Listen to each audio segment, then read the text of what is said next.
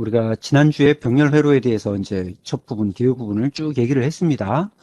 얘기를 했고, 기본적으로 우리가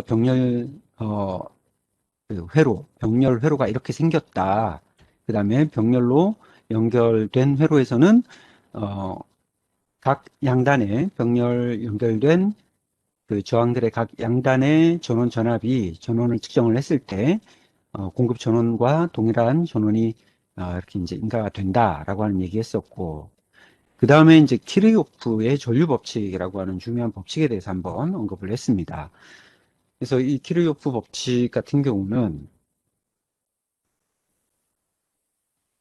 이 절점, 노드 또는 분기점 이렇게 이제 얘기할 수 있는 이 노드를 통해서 들어오는 전류의 값과 여기서 분기된 전류의 총 합의 값이 같다. 또 반대로 분기된 곳에서 다시 한 곳으로 유출되는 전류가 있다면 들어오는 전류의 합과 또 이것이 합쳐져서 나가는 이 절점에서의 이 전류값이 동일하다. 그래서 노드 A를 기준으로 본다면 여기서 들어오는 전류 IT와 분기되는 전류들 I1, 2, 3가 합이 같다. 또 반대로도 I1, 2, 3 합으로 들어오는 것들이 나가는 전류인 IT하고 같다라고 하는 이 법칙이 바로 키르요프의 전류 법칙이다라고 얘기를 했습니다. 그래서 키르요프의 전류 법칙은 키르요프의 커런트 로라고 해가지고 앞자를 따서 KCL이라고 이렇게 줄여서 얘기를 하기도 합니다. KCL.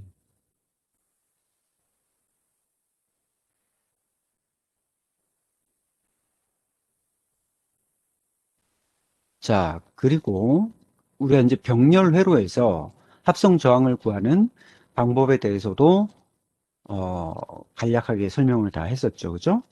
그래서 병렬 저항을 구할 때는 각 저항들의 역수, 자, 역수라고 하는 것은 우리가 여기에 있는 저항의 값이 R1이다 라고 했을 때 그 R1의 역수라고 하는 것은 R1분의 1이 되는 겁니다. 이게 이제 역수가 되는 거죠. 이 역수들의 합의 역수다 라고 이렇게 얘기를 했습니다. 물론 이제 그 과정을 우리가 풀이를 해보면은 이것도 결국은 어, 각각의 걸리는 이 저항 양단에 걸리는 전원 전압이 몇 볼트인지를 우리가 알기 때문에 앞에서 얘기했죠. 그죠? 병렬 회로에서는 양단에 걸리는 전원의 전압이 전원 전압과 동일하다. VS라고 하는 것과 동일하다라고 했어요.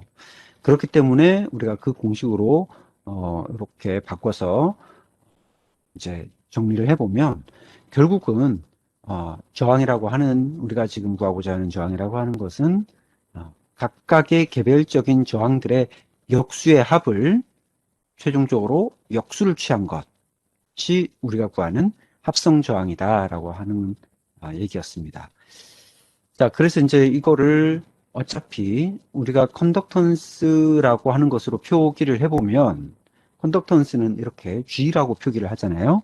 그래서 G로 표기를 해보면 결국 이 G 값은 G1부터 GN까지 모두 그냥 대수의 합을 구한 것이 컨덕턴스 GT다 라고 할 수 있고 이 GT를 역수를 취하게 되면 그것이 곧 우리가 구하는 합성 저항의 값과 동일하다라고 하는 거였죠.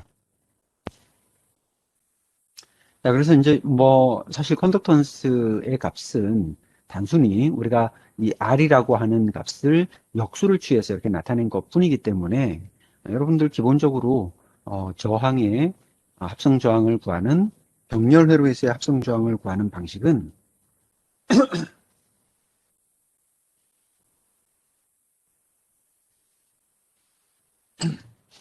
이렇게 이제 역수를 취해서 구하는 이 기본적인 공식을 여러분들 일단 기억을 하고 있으면 될 것 같습니다. 자, 그래서 뭐 우리가 예제를 이제 뭐 이런 걸 가지고 풀어본다면 각각의 역수를 가지고 합을 구하고 그것의 전체 합의 역수를 취해 보면은 이렇게 나온다고 하는 거였어요.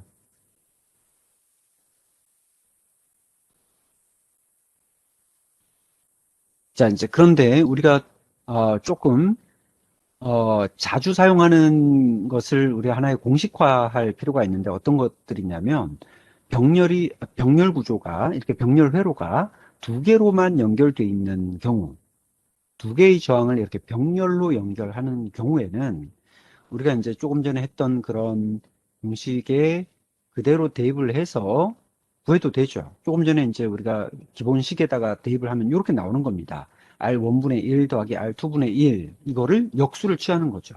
그게 이제 RT가 된다라고 했습니다.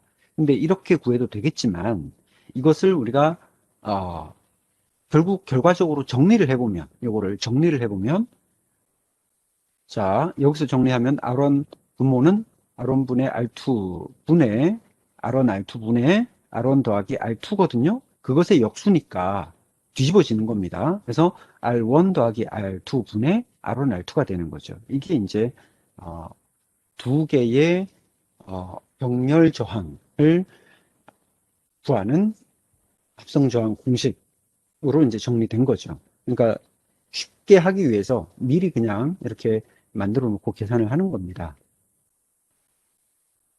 앞에서 얘기했지만 뭐 사실 이 공식에 대입을 하고 해도 상관없습니다. 그냥 한 단계 정도, 한두 단계 정도를 우리가 조금 더 그냥 간략하게 해서 좀 더 빠르게 이제 계산해 내기 위한 그런 간략화된 식이다라고 이렇게 이해를 하시면 될 것 같아요.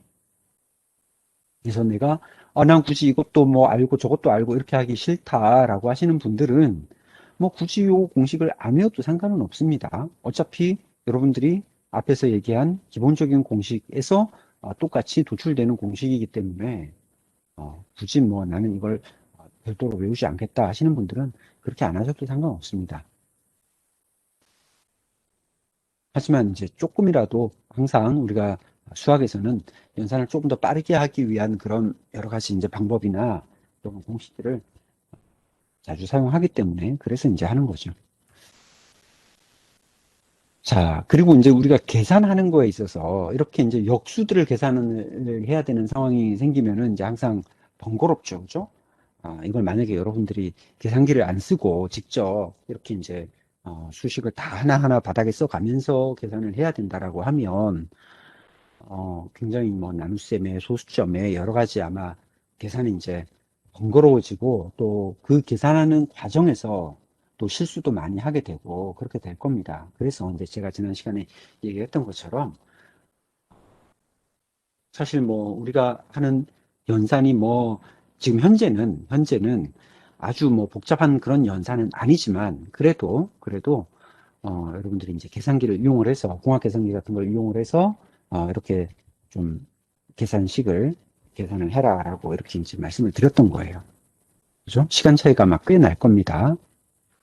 이제 지금은 우리가 중요한 게 뭐냐면 단순히 뭐 내가 곱셈 나눗셈을 뭐 잘하냐 못하냐 이런 문제가 아니고 이제는 우리가 이제 그 회로에서 주어진 어떤 그 과제들에 대해서 이런 것들을 문제를 해결할 수 있는 방법을 찾고 또 그 방법을 어떤 원리 또는 어떤 어, 개념으로 이렇게 이제 풀어 나가야 될 건가 그걸 찾아내는 것 또 그런 식으로 접근하는 게 이제 중요한 거죠, 그죠? 그래서 이미 나와 있는 것들을 가지고 이제 어떤 필요한 공식들에 대입을 하고 그 답을 이제 도출해낼 수 있으면 되는 겁니다. 그래서 계산기를 쓰라고 이제 말씀드렸던 거고요. 여러분들 뭐 만약에 수업 시간이라면 그냥 스마트폰에 있는 그 앱, 그죠? 계산기 앱을 이용하셔도 되고 아니면 뭐 PC에 있는 계산기를 쓰셔도 되는데 다만 시험 중에는 스마트폰에 있는 거는 쓰지 마시고 계산기를 좀 쓰시라고 이렇게 말씀을 드렸던 거예요.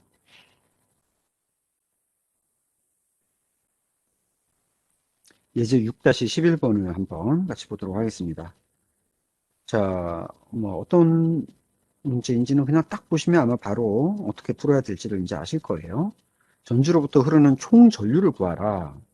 자, 전제 전원 값 나와 있고, 그 다음에 저항이 하나는 가로 방향으로 하나는 세로 방향으로 되어 있는데, 자, 여러분들은 이걸 딱 보셨을 때 저항이 어떤 모양으로 지금 연결돼 있다가 중요한 것이 아니고, 아, 얘도 결국은 하나의 어떤 절점, 노드를 통해서 분기되고 있구나라고 하는 것을 여러분들이 딱 보신다면, 아, 얘도 병렬 저항이구나. 아, 저항이 병렬로 연결돼 있구나라는 것을 우선은 파악을 하시면 되는 거예요. 그러니까 저항이 뭐, 오른쪽으로 계속 이렇게 뭐 이어져 있든, 그 다음에 세로 모양으로 이렇게 이어져 있든, 그게 중요한 것이 아니죠. 그죠? 지금 전류가 흘러가는 어, 노드가 이렇게 이제 분기가 되어 있다라고 하는 것을 딱 보시면, 아, 얘도 하나의 병렬, 어, 회로구나라고 이렇게 이제 아셔야 되는 거죠. 자, 이런 경우에 총 전류를 구하라라고 했어요. 지금 우리가 저항 값을 알고 있고, 그 다음에 전압 값을 알 수 있어요. 그러면 당연히 전류의 값을 구할 수 있겠죠. 자, 그래서 이제 저항 값을 우리가, 어, 알기 위해서는 이 회로의 전체 합성 저항 값을 알아야 되겠죠. 그래서 합성 저항을 구할 때 여러분들이 알고 있는 그냥 기본 공식에다 입력을 하셔도 되죠. 100kV분의 1, 56kV분의 1, 두 개를 더해서 또 최종적으로 그것의 역수를 취한다. 거기에 넣으셔도 되고, 우리가 앞에서 조금 간략화된 식으로 한번 봤죠? 간략화된 식. 요거였죠. 요게다가 대입을 해보셔도 되는 겁니다. 그래서 R1 더하기 R2 분의 R1, R2 값으로 계산을 해보니까 35.9kΩ이 나왔어요. 그래서 합성 저항을 구했다라고 하는 것은 결국 회로에 저항 하나가 있다라고 보시면 되는 거예요. 합성 저항이라고 하는 것은 우리가 보는 회로에 저항이 두 개가 아니라 합성 저항 하나의 값을 가진 저항 한 개가 있다. 그리고 전원이 있다. 이렇게 보시면 된다는 거죠. 그러면 당연히 V는 IR이라고 하는 오의 법칙으로 우리가 구하고자 하는 어떤 미지의 값, I 값을 구할 수 있다는 겁니다. R분의 V로 대입을 해보면 전류값이 나오죠. 자, 이제 이런 것들을 계산을 할 때는 항상 주의하셔야 될 것 중에 하나는 뭐냐면 단위들 항상 주의를 하셔야 되고요. 우리 여기에 지금 회로에 보시면 100kΩ, 56kΩ 이렇게 킬로 단위가 다 붙어 있죠. 근데 이제 간혹 어떤 저항은 킬로옴으로 나와 있고 어떤 저항은 그냥 옴 단위로 나와 있는 경우도 있어요. 그래서 서로 이렇게 단위가 다른 경우에 뭐 계산을 빨리 하고 싶어가지고 그냥 숫자값만 이렇게 계산을 해버리게 되면 결국 다른 값이 나오는 겁니다. 그래서 이게 킬로옴인지 메가옴인지 이런 단위들을 항상 잘 보시고 판단을 하시고 또 계산을 하셔야 됩니다.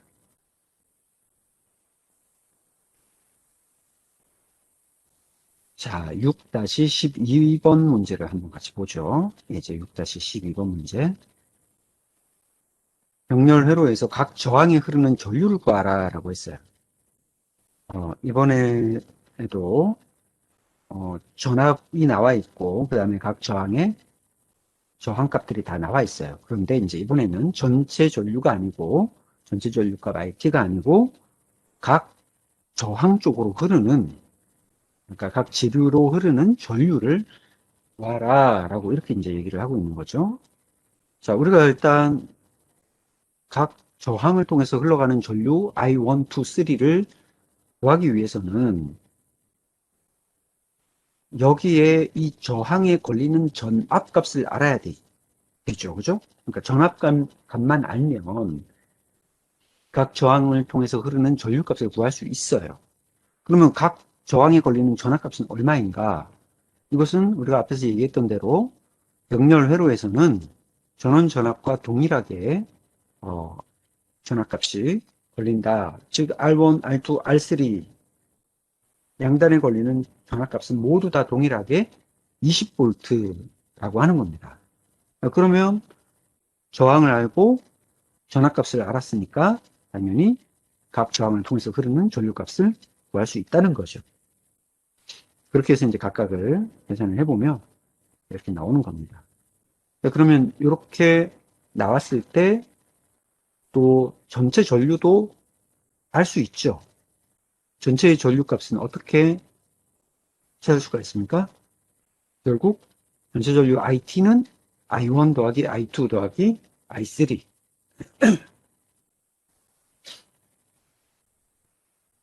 그렇게 우리가 전체 전류 값을 찾을 수가 있습니다.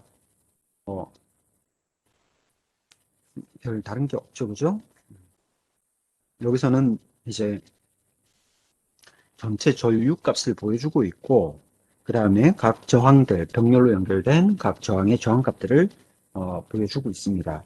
그래서 여기서 그렇다고 하면은 이렇게 저항을 걸었을 때 여기에 10mA가 흐른다고 했을 때 전압값은 얼마인가를 물어보는 거예요. 이것도 결국은 마찬가지입니다. 우리가 합성 저항을 구해서 합성 저항을 통해서 흐르는 전류값이 얼마다라고 하면은 결국 전압값이 얼마인지를 알 수 있는 거죠. 그죠? 너무나도 좀 단순하게 나오는데, 물론 여기서는 이제 합성 저항을 먼저 구하고,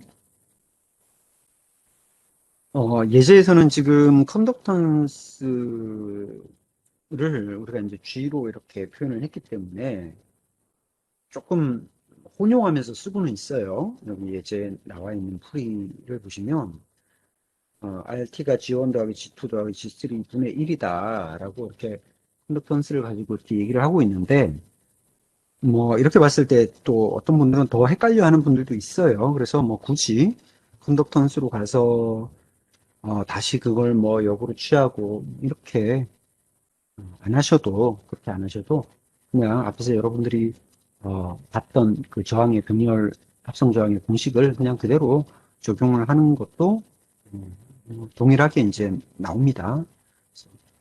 결과적으로 우리가 구하고자 하는 것은 결국 합성 저항이에요. 먼저 합성 저항을 구하고, 합성 저항을 알고 있으면 전류 곱하기 합성 저항 했을 때 이제 전압값을 알 수 있다는 거죠.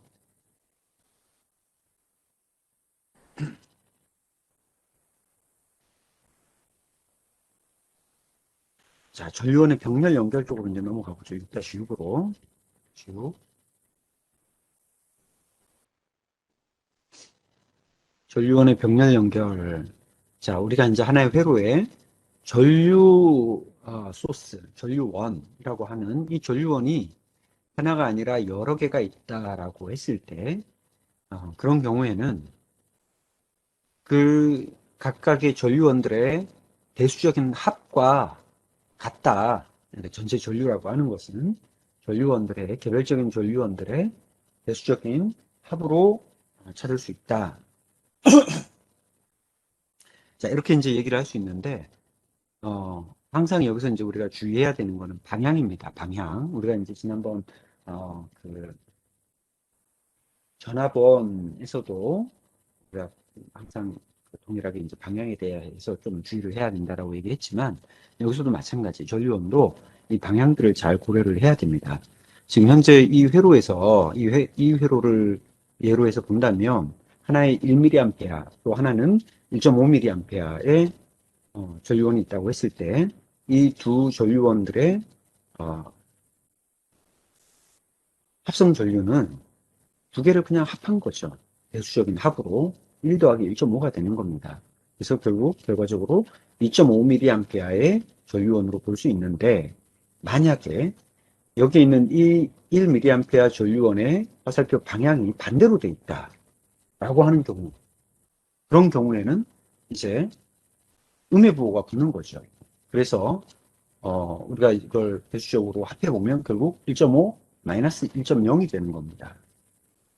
그렇게 되면 그런 형태일 경우에는 이제 0.5mA의 전류원의 값을 가지게 되는 거죠. 그래서 전류원을 병렬 연결할 때는 대수적으로 합하되 방향을 잘 보고 반대 방향으로 되어 있는 것은 마이너스로 표현을 해야 된다라고 이렇게 생각하시면 되겠습니다. 자, 그 다음 전류 분배기 쪽을 한번 보겠습니다. 전류 분배기. 7에 나오는 전류 분배기는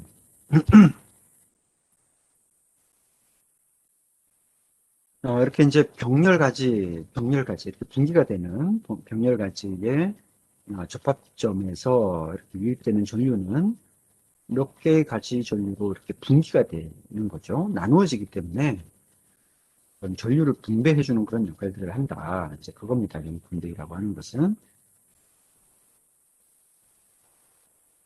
자, 그래서 이제 이렇게 우리가 병렬로 연결되어 있는 저항이 있다라고 했을 때 전류들이 분기되는 어떤 정도, 어느 정도의 전류가 어떻게 분기가 되는가라고 하는 것을 우리가 이제 잘 생각을 해보면 우선은 직관적으로 한번 생각을 해보죠. 직관적으로 생각했을 때 저항이라고 하는 것, 저항이라고 하는 것은 전류를 잘 흐르게 하지 못하는 성질을 가지는 거죠. 그죠? 그러니까 전류는, 그러니까 저항의 크기는 전류를 잘 흘러가지 못하도록 만드는 것이기 때문에 만약에 더 큰 저항이 걸려 있다면 이쪽으로는 더 작은 전류가 흐르게 될 겁니다. 만약에 작은 저항이 있다면 그쪽으로 더 많은 전류가 흘러가게 될 겁니다. 서로 반대로 작용하는 거죠. 반대로. 그래서 우리가 이제 조금 더 구체적으로 수치를 놓고 봤을 때 만약에 R2의 값이 R1의 2배다. R2가 R1의 2배다. 예를 들어서 R1이 1이고 R2가 2다 라고 했을 때 그때는 R2를 통해서 흘러가는 전류 I2는 I1의 절반이 되는 겁니다. 절반. 그래서 만약에 I1으로 흘러가는 게 1A다. 그러면 I2는 2분의 1A가 된다 이거죠. 그렇게 반비례해서 전류가 분기가 된다라고 하는 겁니다. 자, 그래서 이제 우리가 이렇게 전류 분배가 되는 이런 원리를 잘 생각해서 전류 분배기 공식을 하나 만들어낼 수가 있습니다. 어, 이렇게 이제 R1부터 Rn까지 R1, 2, 3, 4 이렇게 해서 몇 개의 저항이 병렬로 연결되어 있는 이런 회로 R1부터 Rn까지 병렬 연결된 각각의 회로는 전원이 공급돼서 전류가 흐르면 지금 결국은 이 윗 지점은 다 동일한 지점이라고 했습니다. 그래서 결국 이 지점에서 전류가 다 분기가 되는 거예요. 이렇게 전류가 분기가 되는데 각각의 저항을 통해서 흘러가는 전류의 값이 서로 다 다르겠죠. 이 저항의 값들에 따라서 다 다르겠죠. 앞에서 얘기했던 것처럼 저항이 높은 것들은 낮은 전류가 흐르고 저항이 낮은 것들은 높은 전류가 흐르고 이런 형식으로 이제 바뀌게 될 겁니다. 그래서 그것을 우리가 I1부터 I2, I3, IN이라고 했을 때 I 값을 구하는 겁니다. 각각의 저항을 통해서 흘러가고 있는 I 값을 우리가 구해낼 수가 있어요.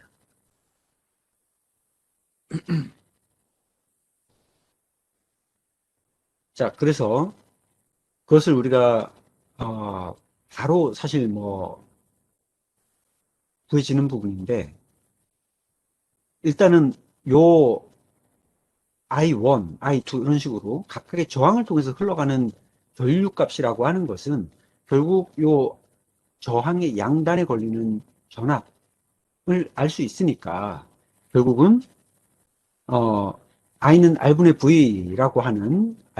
V라고 하는 요 공식에 의해서 구해지는 거죠.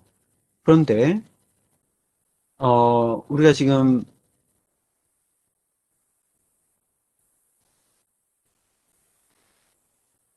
전체 전류를 알고 있을 때, 전체 전류를 알고 있을 때, 그게 얼마만큼의 비로 구해지는가, 얼마만큼의 비로 이렇게 전달이 되는가라고 하는 것을 전체 전류를 알고 있을 때, 이걸 바로 찾아낼 수 있다라는 거죠. 그것을 아는 방법은, 지금 이제 전체 전류를 IT라고 했을 때, 어, RX분의, 여기서 이제 X라고 하는 것이 뭐냐면, 이 저항의 그 번호들, R1, 2, 3, 4 하는 그 번호들, 이 번호들을 우리가 지금 현재 Rx로 나타낸 겁니다. 그것 분의 전체 합성 저항값, 곱하기 전체 전류, IT다. 이렇게 이제, 우리가 공식을 만들어낼 수 있어요. 그죠? 그러니까 우리가 어떤 값에다가 곱하기 전체 값을 이렇게 곱한다는 것은, 우리가 보통 비율을 구할 때 이런 식으로 계산을 하죠. 그죠? 비율을 구할 때. 그래서 지금은 뭐 비율을 구하는 것은 아니고 실제로 우리가 IX의 값을 구하지만 이 공식이 적용되는 이유는 결국 앞에서 얘기했듯이 반비례해서 전류의 값이 저항값에 반비례해서 적용이 된다라고 하는 것으로 결국 설명이 되어지는 겁니다. 자, 그래서 여러분들 이 공식을 봤을 때 우리가 5장에서 전압 분배기 공식을 봤던 거를 아마 여러분들 기억하실 텐데 그거하고 조금 비교를 해서 잘 생각을 하셔야 돼요. 왜냐하면 전압 분배기 공식과 반대로 작동하거든요. 반대로 작용이 됩니다. 우리가 전압 분배기 공식에서 해당하는 전압 어떤 저항에 걸리는 전압을 구하기 위해서 Vx를 구할 때는 어, 전체 전압분에 이제 전체 저항분에 해당하는 저항의 값 곱하기 전체 전압, 그죠? Vx는 RT분의 RX 곱하기 VS라고 하는 식으로 우리가 구할 수 있었잖아요. 근데 지금 우리가 이제 전류 분배기 공식에서는 이 RX와 RT가 지금 역으로 되어 있다라고 하는 것을 잘 기억을 하셔야 됩니다. 자, 그래서 우리가 구하고자 하는 어떤 특정한 저항의 그 번호가 분모로 와야 되고 합성 저항 값이 분자로 이렇게 가게 된다라고 하는 것을 이 부분에서 이제 헷갈리지 마시고 잘 적용을 하셔야 됩니다. 자, 이번 요 차트에서 지금 보여주는 거는 뭐냐면 우리가 조금 전에 봤던 요거 이게 지금 우리 전류 분배기 공식이라고 했어요. 그죠? 전류 분배기 공식이라고 하는 것은 전체 전류에서 저항값에 따라서 내가 어떤 특별한 지점으로 흘러가는 특정한 전류를 찾아낼 수 있는 그런 공식인데 만약에 R1과 R2 딱 두 개만 있다. 딱 두 개만 있다. 라고 한다면 조금 더 이제 이 공식을 그대로 뭐 적용을 해도 되겠지만 이것을 조금 더 빨리, 좀 더 편리하게 찾아내기 위해서 이제 우리가 조금, 공식을 정리해서, 정리된 식으로 이렇게 이제 볼 수 있는데, 그럼 이제 구하는 방식은 R1 더하기 R2 분의 반대쪽 저항값이 되는 거예요. 자, 요게 이제 이렇게 형광색으로, 어, 마킹이 돼 있죠. 요거를 여러분들 잘 보셔야 되는데, 내가 I1의 값을 구할 때, R1 더하기 R2 분의 반대쪽에 있는 저항값, 반대쪽에 있는 저항값의 값을 대입을 시키는 겁니다. 이렇게 되면 내가 바로 I1의 값을 바로 구할 수 있다는 거죠. 물론 여러분들이 여기에 있는 이 공식에다가 대입을 하셔도 돼요. 대입하셔가지고 이 RT 값을 먼저 구한 다음에 넣어도 되지만 사실 이 RT 값을 구하기 위해서 이렇게 우리가 합성 저항을 구하는 공식을 적용을 해보면 결과적으로 이렇게 되는 겁니다. 자, RT가 R1 더하기 R2 분의 R1, R2였죠. 그죠? 우리가 그 공식을 적용을 해서 해당하는 Rx 값을 구해보면 4가 되고 남는 것은 이제 이렇게 R2로 남는 거죠. 그래서 우리가 만약에 이런 공식을 적용을 해서 한다고 하면은 그냥 단순히 우리가 회로상에 나와 있는 R1, R2 값을 그대로 대입을 해서 이렇게 이제 찾아보면 쉽게 계산이 된다라고 하는 거죠. 이것도 아까 얘기했던 거하고 마찬가지입니다. 계산이 조금 더 그냥 한 단계, 두 단계라도 조금 더 빠르게 간편하게 하기 위한 그런 방법이니까 여러분들 이렇게 그냥 눈을 잘 눈여겨서 이렇게 외워 놓으시면 좋을 것 같습니다. 만약에 이게 생각이 안 난다 그러면 무시하셔도 됩니다. 무시하시고 기본적으로 이 정도 기억을 해 놓으시면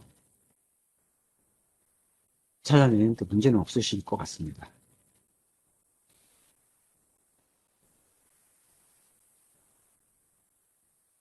자, 이것은 우리가 이제 조금 전에 얘기했던 것들을 그대로 대입을 해서 한번 계산을 해본 겁니다.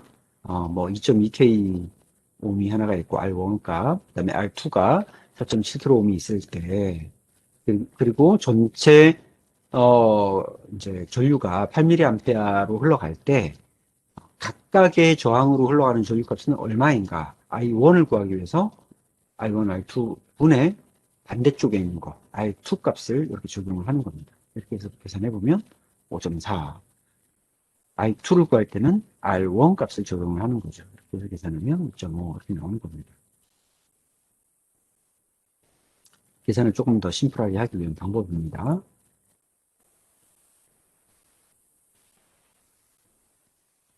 자, 병렬 회로에서의 전력 값을 구하는 건데, 병렬 회로에서의 전력 구하는 것은 앞에서 했던 거하고 다 동일합니다. 각각의 개별적으로 소비되는 모든 전력들을 합산을 하면 되는 거예요.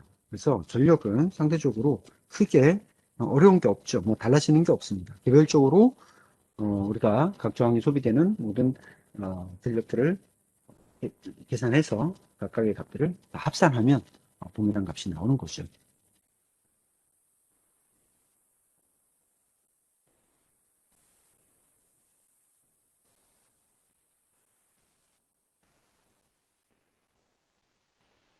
자, 이걸 가지고 한번 보면 R1, R2, R3 세 개의 값을 가지는 저항 값을 가지고 전력을 계산하는 건데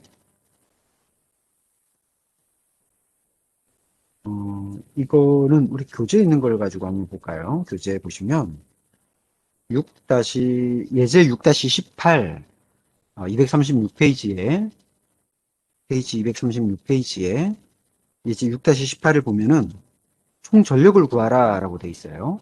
200mA의 전류가 흘러가고 있고 R1, R2, R3의 값이 나와 있습니다. 그럼 여기서 1차적으로 우리가 빠르게 이제 구해볼 수 있는 방법은 합성저항을 구하는 겁니다. 합성저항을. 합성저항을 구해서 보니까 RT의 값이 11.1ohm이 됐습니다. 그러면 합성저항을 알고 있고, 그 다음에 흘러가는 전류값을 알고 있으니까, P는, 우리가 VI 공식 외에도, I제곱 R이라고 하는 공식으로도 구할 수 있죠. 그러니까 전류와 저항을 알고 있을 때 구할 수 있다라고 했습니다. 그래서 대입을 해보면 200mAh 제곱 곱하기 11.1 이렇게 해서 계산을 해보면 이제 444mW가 나온다라고 하는 첫 번째 수식이 나왔죠. 그래서 그 밑에 있는 식은 뭐냐면 그걸 한번 검증을 해본 겁니다.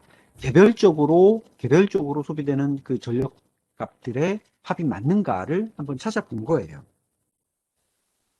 그걸 하기 위해서 먼저 뭘 구했냐면 우선은 이제 전압값을 모르니까 현재는 전압값을 모르니까 전압값을 먼저 구해봤습니다. 우리가 전체 전류 알고 있고 전체 합성 저항값을 알고 있으니까 전압값을 구할 수 있겠죠? V는 IR이라는 공식에 그대로 대입해 보면 되는 거죠. 그래서 전압값을 구해보니까 2.22V가 나왔어요. 그러면 이제 각 저항의 양단에 걸리는 전압값을 알고 있으니 그러면 거기에 걸리는 전력값도 계산할 수 있다는 겁니다. 어떻게 이번에는 뭘 대입합니까? 저항과 전압을 알고 있으니까 R분의 V제곱이라고 하는 공식에 대입하면 각각의 개별적인 전력값을 알 수 있죠. 그렇게 해서 P1, P2, P3를 개별적으로 구한 다음에 이 값들을 모두 더해본 겁니다. P1, P2, P3의 모든 합을 구해보니까 전체 PT는 446mW가 나왔다라고 결론이 나왔죠. 그래서 그 두 개의 이제 결론을 보면 한 2mW 정도의 차이가 나는데 이거는 이제 우리가 계산하는 과정에서 유 숫자를 이렇게 반올림하고 하는 과정에서 이제 뒷자리가 조금씩 차이가 났기 때문에 이 정도의 차이가 생기는데 우리가 이것을 뭐 동일하다 또는 근사하다라고 이렇게 얘기를 할 수 있는 겁니다. 자, 그래서 결론적으로 얘기하고자 하는 것은 개별적인 병렬 회로에서도 개별적인 전력값들의 합이 전체 전력의 값과 동일하다라고 하는 것을 얘기를 하고 있는 거죠. 개방회로, 이제 개방회로라고 하는 거, 자, 개방이 된다는 것은 이제 오픈이 되는 거죠. 회로가 회로적으로 어떤 도선이 끊어진다거나 패턴이 문제가 생겨서 끊어진다거나 아니면 어떤 전자 소자 같은 것들이 타거나 해서 이제 그게 결국은 끊어져 버리는 이제 그런 상황들. 그 상황을 우리가 이제 오픈된다, 뭐 반선된다, 개방된다 이렇게 이제 얘기를 하는 겁니다. 자, 지금 이제 병렬 회로에서의 특성들을 한번 보게 되면 병렬 회로에서는 어떤 특성이 있는가? 합성 저항은 개방이 되는 경우에 합성 저항은 증가하게 되고 총 전류는 감소한다. 자, 이런 상황들을 지금 보는 거예요. 지금 만약에 저항 R1, R2가 이렇게 병렬로 연결되어 있는 정상적인 경우에 이렇게 이제 되어 있는데 이 중간에 끊어졌다. 여기가 오픈이 돼버렸다. 그러면 이제 R1이 있는 쪽으로는 전류는 흐르지 못합니다. R2 쪽으로만 흐르게 됩니다. 이렇게 되게 되면 전류의 값은 감소하게 되고 그 다음에 합성 저항 값은 증가한다. 자, 결국 이것은 상대적인 개념이죠. 상대적으로. 왜냐? 쉽게 생각하면 우리가 100옴짜리 저항 두 개가 있는 경우에 합성 저항은 50옴이죠. 50옴. 그러니까 전원 쪽에서 바라봤을 때 지금 저항은 50옴의 저항이 있는 거예요. 그런데 지금 하나가 끊어지게 되면은 모든 전류는 다 이쪽 라인을 통해서만 흐르게 되죠. 이렇게 되면 지금 저항은 100옴이 붙어 있는 거죠. 전원 쪽에서 바라봤을 때는 100옴의 저항에 있는 겁니다. 그래서 상대적으로 병렬 연결되어 있는 회로에서 하나가 끊어지게 되면 상대적으로 합성 저항 값이 증가하게 되는 거죠. 그죠? 당연히 저항이 증가한다고 봤을 때는 전류는 감소하게 되는 겁니다. 자, 그 상황을 이걸 통해서 이제 다시 한번 설명을 해보면 우리가 이제 만약에 고장 진단을 한다라고 했을 때 어떤 회로에서 어떤 상황에서 고장이 생겼는데 그 고장을 어떻게 이제 또 발견을 할 것인가. 병렬로 연결되어 있는 저항이에요. 정상적인 경우에 589.3mA가 흘러가는 회로였어요. 이런 회로가 있는데 만약에 R2가 이렇게 끊어졌다. R2가 타버리거나 어떻게 문제가 생겨서 여기가 끊어졌다라고 하면은 여기를 통해서 지금 흘러가는 전류의 값을 측정해 보니까 89mA가 나왔고 만약에 반대로 R1이 끊어졌다라고 하면 그 저항값에 맞춰서 500mA가 흘러가고 있는 거예요. 그래서 무슨 얘기냐? 지금 이렇게 두 개의 합성 저항이 그러니까 두 개의 저항이 병렬로 연결되어 있는 상황으로 비교해 봤을 때는 그 값이 크든 작든 간에 어떤 저항 하나가 이렇게 이제 끊어지게 되면 어, 정상적인 상황보다 전류가 이렇게 덜 흘러갈 수밖에 없는 상황이 되는 거죠. 그렇죠? 총 전류 값은 더 작은 전류로 흘러가게 됩니다. 그래서 떤 정상적인 값과 비교했을 때 적은 값이 흐른다 그러면 뭔가 저항에 문제가 있구나라고 우리가 판단할 수 있다라는 거죠. 그리고 그게 이제 개방되었을 가능성이 높은 거죠. 그런 식으로 이제 문제를 찾을 수 있다라고 하는 거죠.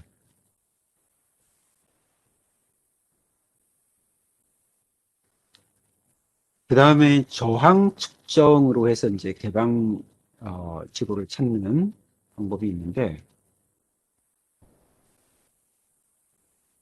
자, 이거는 우리가 실제로 여기에 나와 있는 회로를 가지고 한번 설명해 볼까요?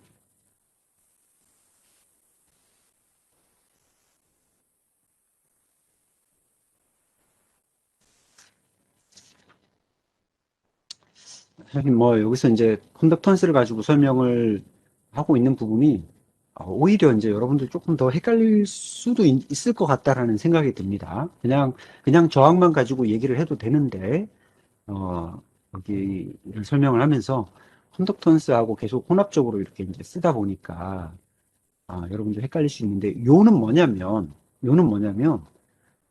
우리가 이제, 어, 회로상에서 보여지는 저항의 값, 병렬로 연결되어 있는 그 저항의 값들과 그다음에 실제로 우리가 계측기, DMM 같은 계측기를 이용해서 측정한 어떤 저항값, 그 차를 구하는 겁니다. 그 차를 구해보게 되면 어떤 부분에서 어떤 저항에서 문제가 생겼는지를 우리가 발견할 수 있다라고 하는 게 이제 요가 되는 거예요. 그거에 대한 하나의 예가 6-22에 나와 있는 겁니다. 246페이지에. 교재 246페이지에, 이제 6-22를 보게 되면은, PCB 보드에서 이제 개방된 가지를 점검하라라고 하는 거예요. 그래서 요 회로를, 어, 잘 보게 되면 뭔가 이제 여기에 문제가 생긴 이제 상황이겠죠. 그래서 개방되어 있는 점을 찾는 건데, 어떤 놈이 문제인지를 지금 모르잖아요. 그래서 그걸 찾기 위한 방법인데, 우선적으로는 우리가 회로상에서 각각의 저항값들이 가지고 있는 색띠가 있으니까 이 색띠를 이용을 해서 합성 저항을 구해보는 겁니다. 합성 저항을. 자, 그래서 이제 합성 저항을 먼저 한번 핀 1과 핀 사이에 걸려 있는 저항들을 가지고 R1, R2, R3, R4, 그 다음에 R11, R12에 대한 얘네들이 지금 병렬로 쭉 연결되어 있으니까 그 합성 저항을 구해 보니까 이제 밑에 식이 있는 것처럼 R1분의 1 더하기 R2분의 1 쭉쭉쭉 해서 R12분의 1까지 모두 다 더했어요. 더했더니 2.94, 이거는 이제 밀리 지멘스로 단위가 이렇게 나와 있죠. 그래서 여러분들 조금 헷갈리지만 그냥 쉽게 생각해서 그냥 합성 저항을 구한다고 생각을 하세요. 그래서 2.94분의 1 오음에 해당하는 밀리오음에 해당하는 값을 여러분들이 아마 구할 수 있을 겁니다. 그래서 이제 이렇게 계산을 해 보니까 402옴으로 이렇게 이제 계산이 됐어요. 자, 그러면 이거를 이제 여기서 실제로 측정을 해보는 겁니다. 측정. 우리가 이제 저항 DMM이나 이런 저항계를 가지고 측정을 해봤더니 그 값의 차이가 얼마가 나오더라 이겁니다. 네. 여기서는 계속 뭐 지멘스를 가지고 얘기하지만 0.45mm 지멘스, 어쨌거나 몇 옴의 차이가 생긴다라고 하는 거죠.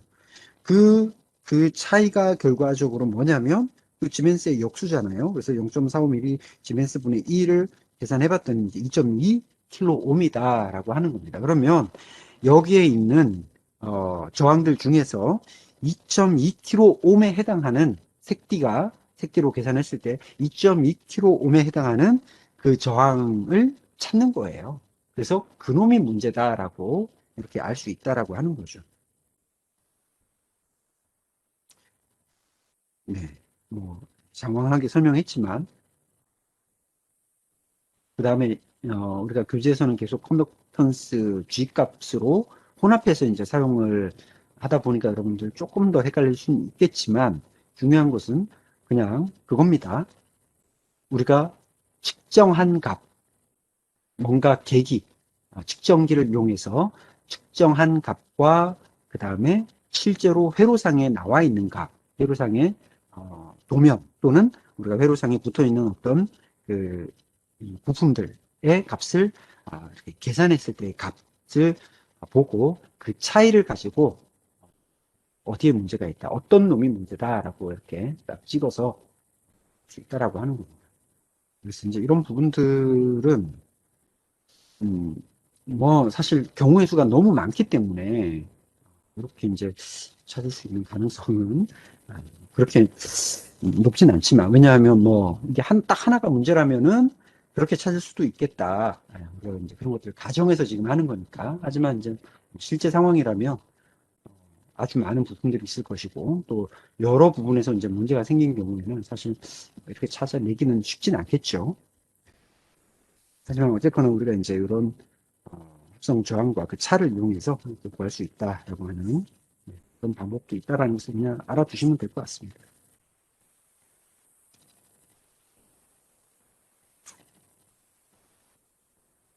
그 다음,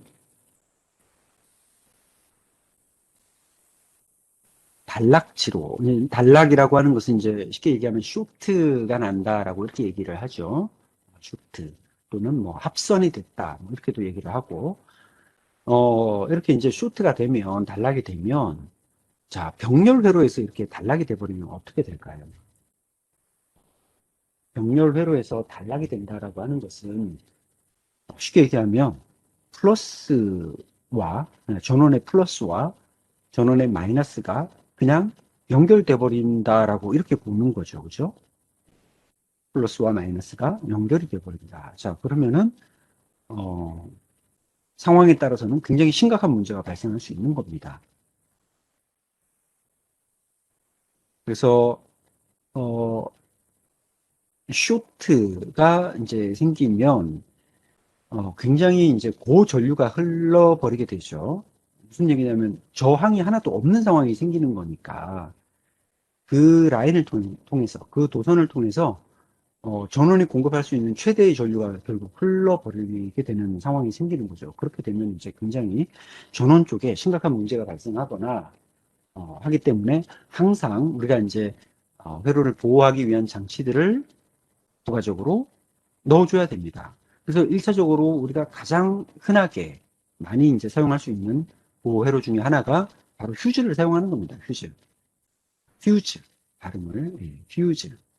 휴즈를 사용을 하게 되면 그 휴즈라고 하는 것은 일정한 전류, 그러니까 그 흘러갈 수 있는 최대의 전류값 이상이 이제 흘러가게 되면 끊어져 버리게 되는 그런 보호 장치이기 때문에 그런 휴즈를 이용을 해서 얼마 이상의 전류가 흘러가지 못하도록 해주는 그런 역할을 하게 되는 거죠.